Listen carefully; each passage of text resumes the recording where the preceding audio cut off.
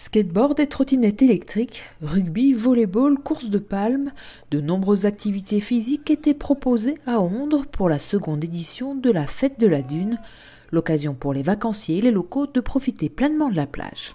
Le but de la journée, c'est sensibiliser à l'environnement marin, sensibiliser à l'environnement dunaire, sensibiliser tout simplement les touristes à ce bel océan qui peut se révéler aussi dangereux, comme on le voit aujourd'hui avec des conditions de mer énormes.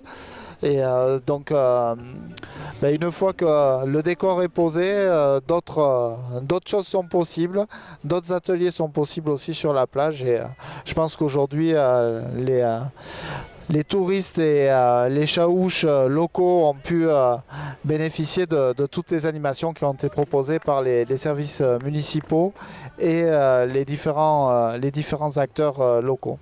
En plus de son côté ludique, la Fête de la Dune, c'est également de la sensibilisation et de la prévention à travers des initiations aux gestes de premier secours, mais également un stand de la Ligue contre le cancer venu rappeler les dangers de l'exposition au soleil. Les risques liés à la surexposition aux rayons UV, assez immédiat, ça va être les brûlures de la peau, les coups de soleil, l'insolation, mais également sur du long terme, ça peut être les cancers de la peau et le vieillissement prématuré de la peau et des troubles aussi de la vue. C'est pour ça notamment qu'on a un testeur de lunettes de soleil avec nous pour tester la qualité des lunettes de soleil des personnes. Voilà. Comme pour la crème solaire, les lunettes de soleil filtrent plus ou moins bien les rayons UV. Il est donc important de bien les choisir. C'est pourquoi de nombreux vacanciers se sont arrêtés sur le stand afin de vérifier leur efficacité. J'avais un doute. 3 sur 4, c'est parfait. C'est-à-dire qu'il y a beaucoup de ventes de lunettes un peu n'importe où. Et puis au niveau des protections, c'est pas évident. Donc là, c'était vraiment idéal pour pouvoir voir à quelle hauteur les lunettes pouvaient nous protéger. Apparemment, les nôtres sont top. Donc tout va bien. On s'est arrêté pour voir mes lunettes que j'ai achetées pas très cher si elles avaient une bonne protection. Et puis pour voir globalement si on a une peau qu'il faut protéger plus ou moins. Voilà.